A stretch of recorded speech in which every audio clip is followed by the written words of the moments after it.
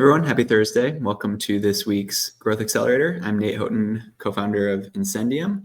A little bit different this week. We decided to pull internally. So instead of going outside the organization, we figured we'd give everyone a look at how we do things within Incendium. I'd like to introduce Anthony Cicconi, who is the person who makes Incendium work. Anyone who's ever worked with us understands that that's really what makes things tick. But Anthony and I have known each other for a very long time. We've worked together for a very long time. I think there are some topics relevant to small companies, founding, growth that we've done well and some that we haven't done well. So welcome, Anthony. Thank you for joining us, taking time out of your schedule. I appreciate it.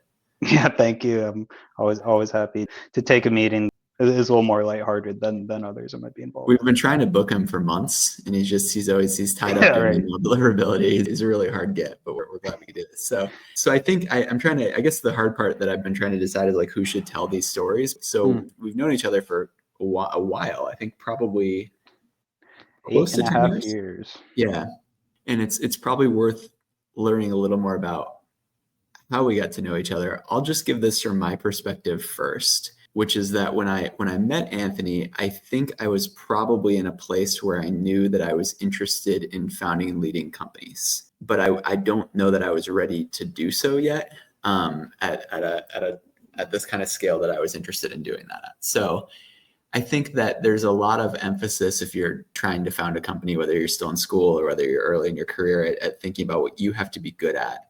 And I had some pretty smart mentors who were able to tell me, like, you know, nobody is able to do all this stuff alone. And so to the extent that you can collect really talented people around you and try to get them to like working with you, I was at least aware enough to know that was something that I would want to do. And obviously, you know, when I met you, Anthony, that was sort of what I had in mind very, very early on. I have no idea if you were aware of my ulterior motives, but generally, maybe you can give the recipe background, what the hell we were doing, why we kind of came together on that. Yeah, I mean, I wasn't necessarily aware of the master plan or clued into like my own master plan or anything like that. So from my perspective, you were also 22. So. Yeah, well, no, and that's important here. So like, you know, Recipe, which for everyone watching was a startup that Nate and I met at. Both working there. Recipe was my first job out of college. Coming from a liberal arts major at a non-target, very average state school, very difficult to get a job. So like it took me a very long time to get a job, a lot of hustling, and ended up getting a job. So when I found myself there, I was obviously very grateful, but I was still, like very hungry still to kind of like build on and kind of like work my way towards something like progressively more impactful, throughout my career. And so Nate, I think it was like a few months into the history of Rusty, you came along and, I mean, just kind of how friends meet. It's just kind of like, I could tell we were kind of on the same page with a lot of stuff. Small company, right? Like, 6 or 8 people. You were, like one of 6. So like, it was really a matter of knowing that we're on the same page. We have a lot of the same values. We think about the world in pretty similar, not exactly the same, but pretty similar ways. And then, in terms of like what I necessarily wasn't clued in on, but I guess you saw, my job at that time was to do grunt work and to do a ton of it and to do it as efficiently as possible. And that's something that I've never had a problem doing. Like no one loves, just slaving away doing a ton of grunt work, but it's not something I've ever shied away from. And that was like my core kind of like capability at that time, without any specific expertise. Again, coming from a more arts background and not having any, like real, like hard technical knowledge or anything like that. So I knew I had to like continue working hard, and like working hard was the one thing that I like really found myself leaning into for the first few years of my career. So I think that's probably what, was part of the, magnet that brought us together. Part of it for sure, but I will say that I think the other people who had your job, which I will actually ask you to explain in a moment, but the other people who had your job, I think were also generally speaking really good workers. I think something clicked for me when you started following me into sales calls, because I do think that there's an interesting combination, which actually doesn't overlap as much as you might think, between people who like to work really hard, or at least don't mind working really hard, and people who are very curious. And so I think that was sort of the combination, but yeah, I think it might be worth explaining what you did all day. Yeah, hopefully this gives a little bit of color, because like, so my job was essentially to do tons of research on real estate development in entire cities and like suburban markets. So like for instance, uh, New York City or Washington D.C. My job was essentially to help know absolutely every single thing about the commercial real estate development pipeline in that market. And so like what that means is like in DC, for instance, at any given time, there are under, maybe 1,500 commercial, projects either that are under construction or in the planning process. And the planning process can take years to decades of permitting requests and zoning meetings and that sort of stuff.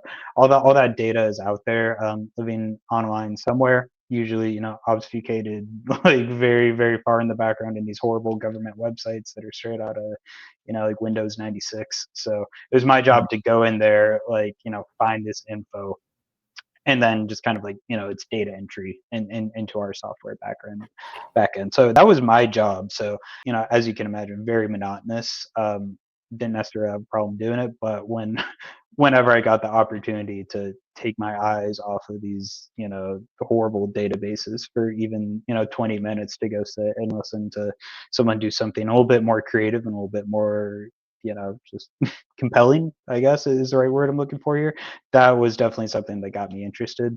And just in terms of like curiosity, I've kind of like always been the person that is you know always curious to learn about something I don't know.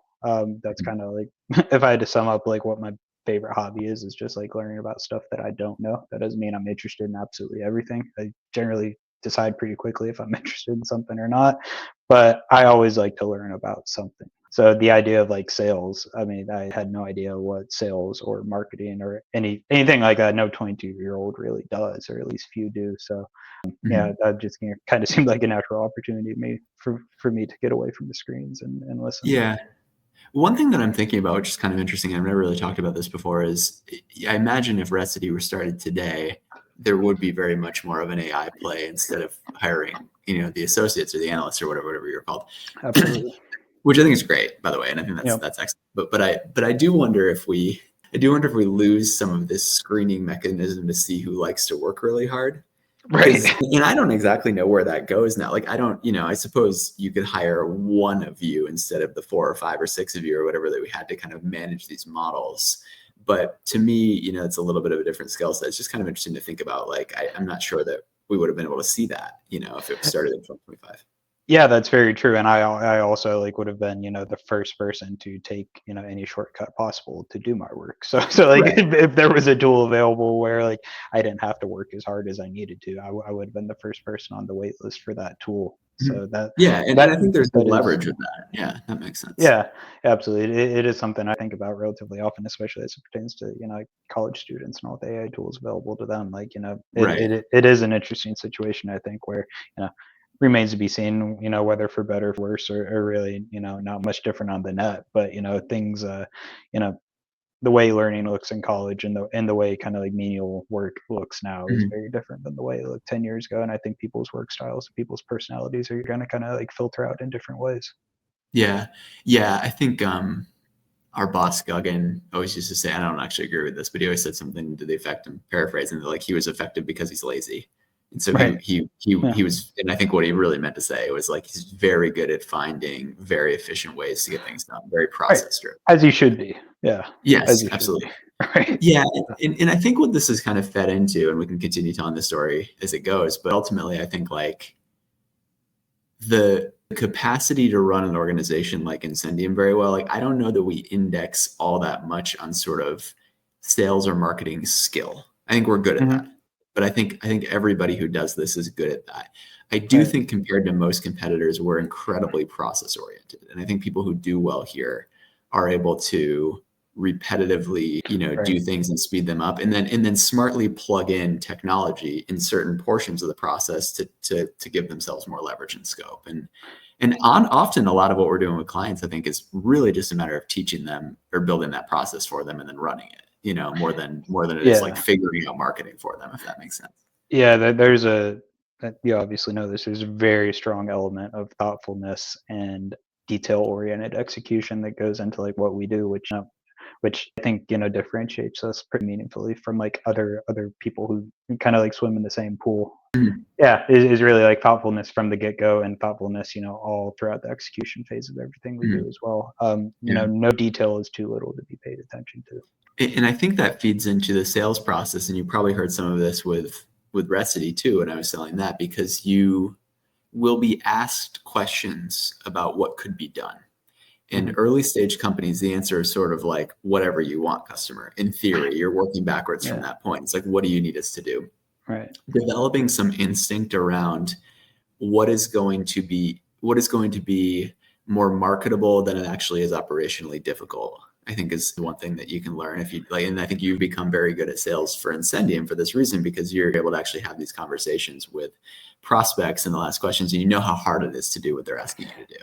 Yeah, exactly. I think everyone, to be able to effectively, sell anything, or really just honestly be in any type of leadership position, you need to have kind of like, have, crawled through the mud yourself first. So Mhm. one, so you know what you're asking of people, and two, so like whether it's, actually possible or not, because you know, very big, key thing, and one thing I've actually picked up from you is the tendency to say yes to absolutely everything. That goes against a lot of my like core instincts, and in Yeah. a lot of ways, just like, personally, I'm generally conservative on a lot of things. Like, I like the way a lot of things are, and I generally, am not in favor of changing things if there isn't a need. In West Virginia, if it ain't broke, don't fix it. That's kind of how I operate on a lot of things. But to instinctively say no to ideas or opportunities that are different for whatever reason, or are potentially like outside of the scope that you're used to, is really like an accretive way to go about like building a business. So it's really Mhm. about thinking about, one, saying yes to everything, but with that, always in the back of your mind, knowing like what is actually possible, on the back end, like what it actually takes to like execute on something and execute on it well. And so that Mhm. means like not saying yes to something knowing that like, you can technically deliver whatever someone might be expecting, but you won't do a very good job at it. Right. That's not a game anyone ever wants to get into. Yeah. So to continue the story, and I think and there's a bunch there that I think I'd like to unpack. But to continue the story, like we Recity, you left Recity, Yeah. you were doing some work with Incendium. I think this is part of the story where we never really thought this was going to be our job, and then all Right. of a sudden it became our job. So it would have been, if I'm not mistaken, probably 2022 when we convinced you to be Full full time. time. Yeah. Yep. Yeah. Was that a hard decision, and why? Oh yeah. I will be frank. It was a crazy hard decision, but I for remember it being a crazy hard yeah, decision. for no reason, like, in a bad way towards Incendium. So like, at the time, so as I mentioned, liberal arts background, hustling for jobs, all that sort of stuff. I found that like one area of work that I found a lot of interest in, feeding kind of like my attention to detail and certain processes and all that, was kind of just like corporate FP&A type finance is what I ended up doing, working at commercial real estate companies. Really, really enjoyed it. And so I found myself and a great job by like all measures. It was a great job, a job that frankly I would have begged for 3-4 years ago. Like I never thought I would have gotten there. Then I finally got to this situation where, after having worked nights and weekends, and during lunch breaks, and with my shoulders hunched over my computer at the office working on Incendium part-time for a while, I didn't really envision that, like, I guess I just never really thought this far ahead.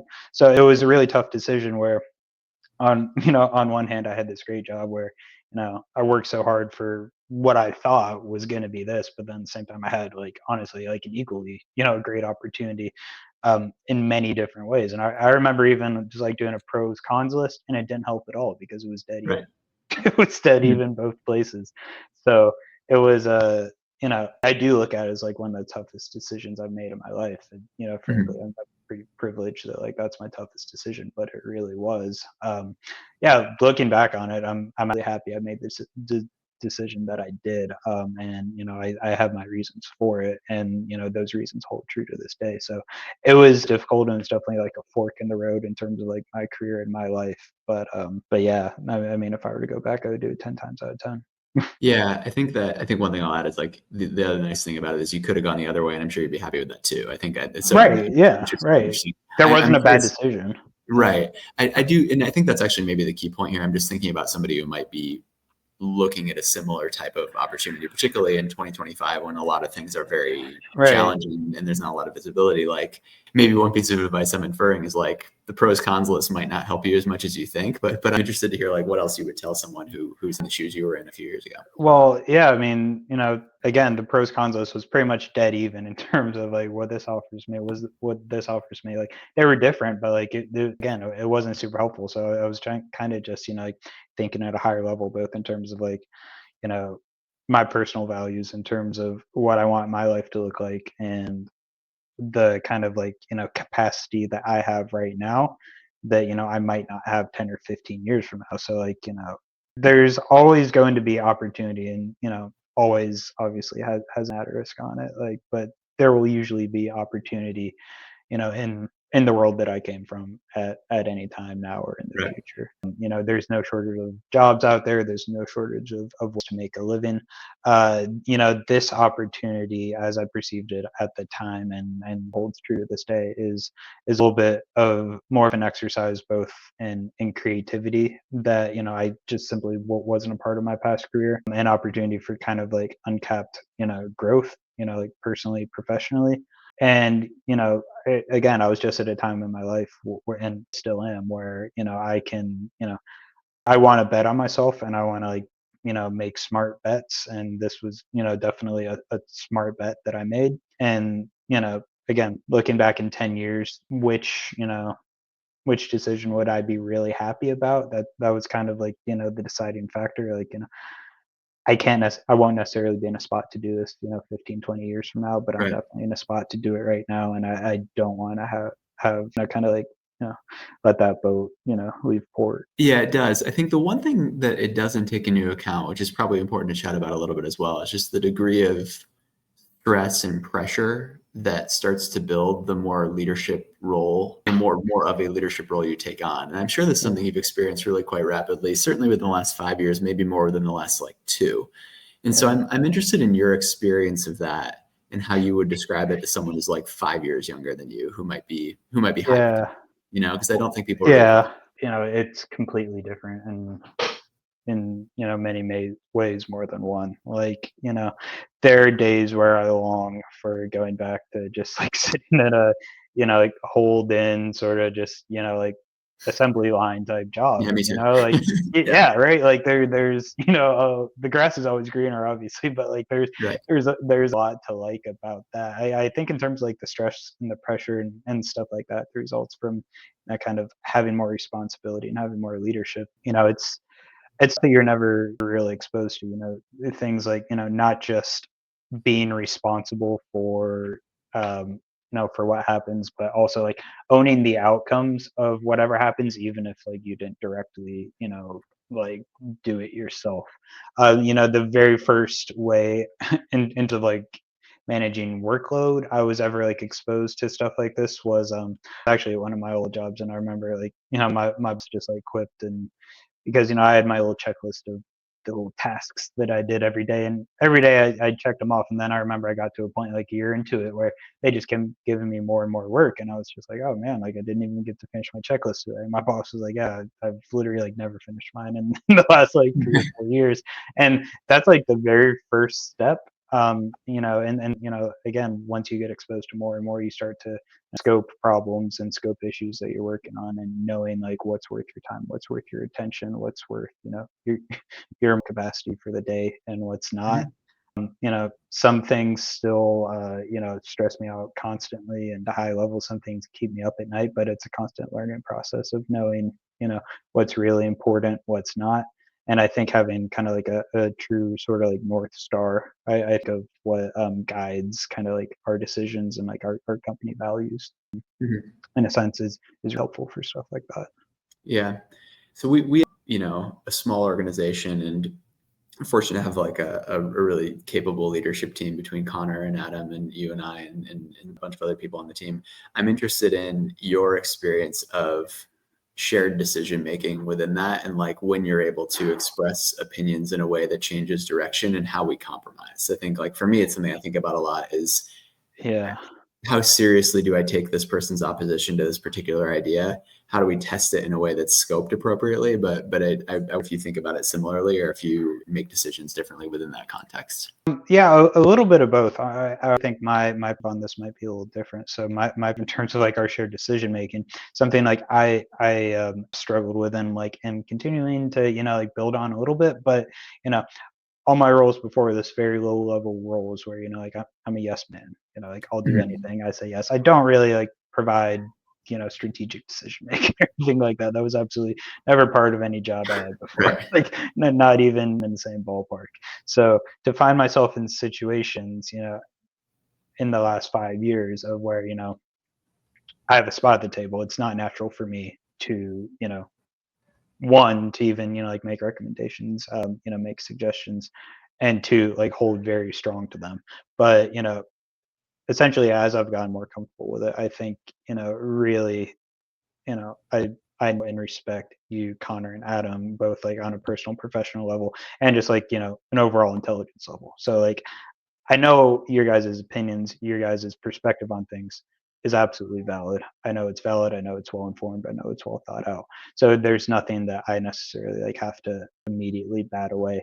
It's just a matter of knowing, people say picking your battles. That's a poor way to frame it, but you need to know like what's really important, what I'm really passionate about, and like what decisions I think are really capable of like of moving the needle, like which Right. ones are like really important to talk about versus which ones are not nearly as important and maybe not worth a long drawn out conversation about. Yeah.